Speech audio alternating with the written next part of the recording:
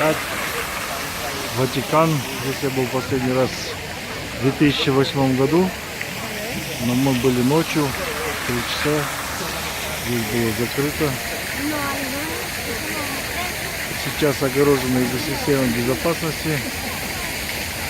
Всех обыскивают при входе, боятся терактов. Здесь находится резиденция Папы Римского. Это центральная площадь Ватикана. Историческое место. И суровое место времен Средневековья. Это сейчас придают забвению, но Ватикан пытается и сейчас что-то рулить, где-то что-то диктовать. Но не те времена. До следующего включения.